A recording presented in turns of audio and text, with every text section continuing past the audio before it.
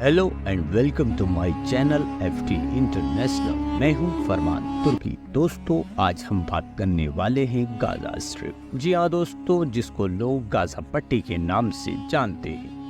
दोस्तों, आज हम आपको बताने वाले हैं कि क्या है गाजा पट्टी का विवाद। जानिए 75 सालों में क्या कुछ हुआ। तो चलिए दोस्तों, वीडियो बहुत ही इंटरेस्टिंग होने वाली है। अगर आपने अभी तक हमारे चैनल को सब्सक्राइब नहीं किया है तो चैनल को सब्सक्राइब कर दीजिए, साथ में घंटी के बटन पर क्लिक कीजिए जिससे हर नोटिफिकेशन आप तक पहुंचे सबसे पहले। इजराइल पर हुए हमास के आतंकी हमले के बाद फिलिस्तीन और इजराइल का मुद्दा एक बार फिर गर्मा रहा है। हर तरफ इस पर चिंता बनी हुई है। आज हम आपको बता रहे हैं गाजा पट्टी के विवाद के बारे में। दोस्तों, गाजा पट्टी एक कोस्टल स्ट्रिप है जो भूमध्य सागर तट के पास पुराने व्यापारिक और समुद्री मार्गों पर स्थित है। 1917 तक यहाँ ये क्षेत्र ऑटोमन साम्राज्य के कब्जे में रहा था और पिछली सदी में ये ब्रिटिश से मिस्र और इजरायली सैन्य शासन में चला गया। साथियों, अब ये एक बाढ़ से घिरा हुआ क्षेत्र है जिसमें 2 मिलियन से अधिक फलस्तीनी रहते हैं। साल 1948 में जैसे ही फिलिस्तीन में ब्रिटिश कॉलोनियाई शासन समाप्त हुआ, यहूदियों और अरबों के बीच हिंसा तेज हो गई और इस कारण मई 1948 में तब नए इजराइल स्टेट और इसके अरब पड़ोसियों के बीच युद्ध शुरू हो गया। अपने घरों से भागने या निकाले जाने के बाद हजारों फलस्तीनियों ने गाजा में शरण ले ली। दोस्तों, हमलावर मिस्र की सेना ने 25 मील यानी 40 किलोमीटर लंबी एक संकीर्ण तटीय पट्टी पर कब्जा कर लिया था जो सनाई से अस्कलोन के ठीक दक्षिण तक जाती थी। शरणार्थियों के आने से गाजा की आबादी तिगुनी होकर लगभग 2 लाख हो गई। दोस्तों, अब बात करते हैं 1950 और 1960 के दशक की। मिस्र का सैन्य शासन। मिस्र ने 2 दशकों तक गाजा पट्टी को एक सैन्य गवर्नर के अधीन रखा जिससे फलस्तीनियों को मिस्र में काम करने और पढ़ने की अनुमति मिल गई। लेकिन इस दौरान बहुत से फलस्तीनी लोगों ने मिलकर हथियार उठा लिए और इस संगठन को फ़िदायीन कहा।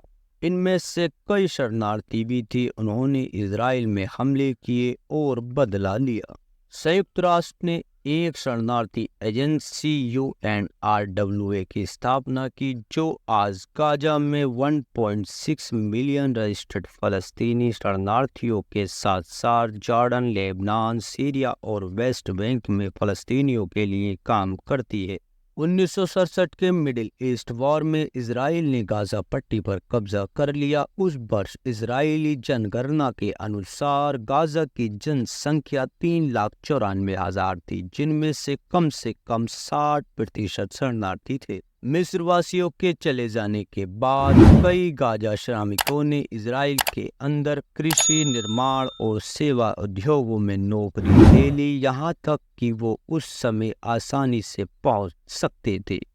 यहाँ इजरायली सैनिक उन जगहों और बस्तियों की रक्षा करने के लिए बने रहे जिन्हें इजराइल ने अगले कुछ सालों में बनाया। इजरायली सेना की मौजूदगी में फलस्तीनी आक्रोश का कारण बनी। पहला फलस्तीनी विद्रोह और हमास का गठन। 1967 के युद्ध के 20 साल बाद 1987 में फलस्तीनियों ने अपना पहला इंतिफादा या विद्रोह शुरू किया। इसकी शुरुआत 1987 में एक यातायात दुर्घटना के बाद हुई थी जिनमें एक इजरायली ट्रक गाजा के जबलिया शरणार्थी शिविर में फलस्तीनी श्रमिकों को ले जा रहे एक वाहन से टकरा गया था जिनमें 4 लोग मारे गए थे। इसके बाद पत्थरबाजी, हड़ताल और बंद जैसे मामले सामने आए।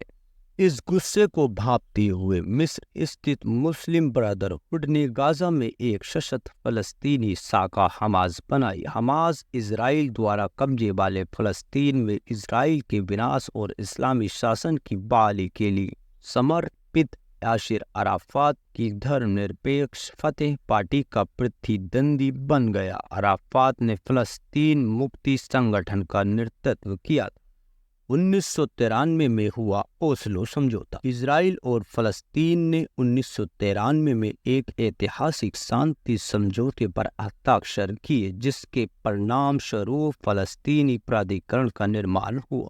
अंतरिम समझौते के तहत फलस्तीनियों को पहले गाजा और वेस्ट बैंक के जेरिको में सीमित निरंतर दिया गया था। उस समय दशकों के निवासन के बाद अराफात गाजा लौट आए। ओस्लो प्रक्रिया में नवनिर्मित फलस्तीनी प्राधिकरण को कुछ स्वतंत्रता दी गई और इसमें परिकल्पना की गई कि 5 वर्षों के बाद राज्य का दर्जा दिया जाएगा, लेकिन ऐसा कभी नहीं हुआ। इजराइल ने फलस्तीनियों पर सुरक्षा समझौते से मुकरने का आरोप लगाया और फलस्तीनी लोगों ने इजरायली बस्तियों के निर्माण को लेकर अपना विरोध जताया। हमास और इस्लामिक जिहाद ने शांति प्रक्रिया को पटरी से उतारने की कोशिश के लिए बमबारी की, जिसके कारण इजराइल को गाजा से फलस्तीनियों की आवाजाही और अधिक प्रतिबंध लगाने पड़ गए। साल 2000 में दूसरे फलस्तीनी इंतिफादा के फैसले के साथ इजराइल फलस्तीनी संबंध और ज्यादा खराब हो गए। फलस्तीनियों ने आत्मघाती बम विस्फोटों और गोलाबारी से हमला किया और इजराइल ने हवाई हमलों, विध्वंस, नो गो जोन और कर्फ्यू के दौर की शुरुआत की। गाजा अंतर्राष्ट्रीय हवाई अड्डा कभी आर्थिक स्वतंत्रता के लिए विफल फलस्तीनी आशाओं का प्रतीक था और फलस्तीनियों का बाहरी दुनिया से एकमात्र सीधा संबंध था, जिस पर इजराइल या मिस्र का नियंत्रण नहीं था। 1998 में इसे खोला गया था। इजराइल ने इसे सुरक्षा के लिए खतरा माना और संयुक्त राज्य अमेरिका पर 9 सितंबर 2001 के हमलों के कुछ महीने बाद रडार, एंटीना और रनवे को नष्ट कर दिया। एक अन्य नुकसान गाजा की फिशिंग इंडस्ट्री को कम करना था, जो हजारों लोगों की आय का स्रोत थी। गाजा से हटी इजरायली सेना। अगस्त 2005 में इजराइल ने गाजा से अपने सभी सैनिकों को और निवासियों को हटा लिया। हालांकि तब तक इजराइल ने गाजा को बाहरी दुनिया से पूरी तरह अलग कर दिया था। इजरायली बस्तियों को हटाने से गाजा के भीतर आवाजाही की ज्यादा स्वतंत्रता हुई और टनल इकोनॉमी में तेजी आई, क्योंकि सशस्त्र समूहों, तस्करों और उद्यमियों ने तेजी से मिस्र में कई सुरंगें खोद दी। 2006 में हमास ने फलस्तीनी संसदीय चुनावों में आश्चर्यजनक जीत हासिल की और फिर अराफात के उत्तराधिकारी राष्ट्रपति महमूद अब्बास के प्रीति वफादार बलों को उखाड़ फेंक कर गाजा पर पूर्ण नियंत्रण हासिल कर लिया। इसके बाद ज्यादातर अंतर्राष्ट्रीय समुदाय ने हमास नियंत्रण क्षेत्रों में फलस्तीनियों को मदद में कटौती कर दी, क्योंकि हमास एक आतंकवादी संगठन है। इजराइल ने हजारों फलस्तीनी श्रमिकों को देश में प्रवेश करने से रोक दिया, जिससे उनकी आय का एक महत्वपूर्ण स्रोत बंद हो गए। इजरायली हवाई हमलों ने गाजा के एकमात्र विद्युत ऊर्जा संयंत्र को नष्ट कर दिया, जिससे बड़े पैमाने पर ब्लैकआउट हो गया। सुरक्षा चिंताओं का हवाला देते हुए इजराइल और मिस्र ने फिर भी गाजा क्रॉसिंग के मध्य से लोगों को सामान की आवाजाही पर कड़े प्रतिबंध लगाए।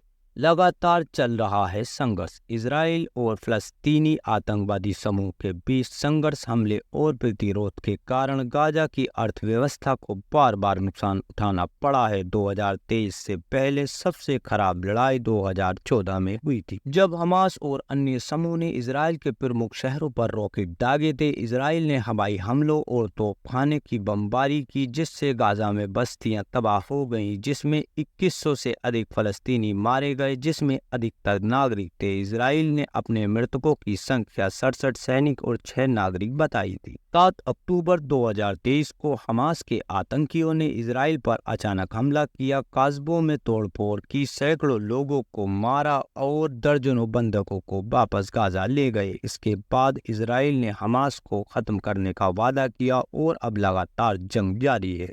लेकिन देखने को मिल रहा है कि जिस तरह से इजराइल ये कार्रवाई कर रहा है, ये कोई ऐसी कार्रवाई नहीं है जिसे कि हमास का बदला कहा जा सके। ये एक नरसंहार की तरह पेश किया जा रहा है। दोस्तों, इजराइल का हमला बहुत ही क्रूर है। जिस तरह से आपने और सारी दुनिया ने देखा कि किस तरह से इजराइल ने एक हॉस्पिटल पर हमला कर कर लगभग 1000 आदमियों को मौत के घाट उतार दिया।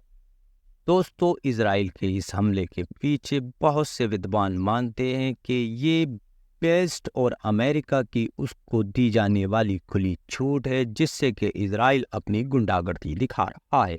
दोस्तों, वहीं बहुत से विद्वान मानते हैं कि इसमें मुस्लिम देशों की कमजोरी उजागर हुई है। जी हाँ दोस्तों, मुस्लिम देश जो कि नाम के 57 मुल्क हैं, लेकिन असल में ये 57 के 57 किसी एक इजराइल की बराबर भी नहीं। इजराइल जो कि दुनिया के नक्शे में दिखता भी नहीं, जूम करने के बगैर तो इजराइल का नक्शा दिखाई भी नहीं देता, लेकिन दुनिया की दूसरी सबसे बड़ी आबादी होने के बाद वो सारे मुस्लिमों पर हावी है। दोस्तों, अब ये तो आने वाला वक्त ही बताएगा कि ये युद्ध और ये जंग किस ओर जाती है। लेकिन आज की वीडियो में इतना ही। वीडियो कैसी लगी तो कमेंट करके ज़रूर बताना। वीडियो अच्छी लगी हो वीडियो को लाइक करना, चैनल को सब्सक्राइब करना। Thank you. जय हिंद।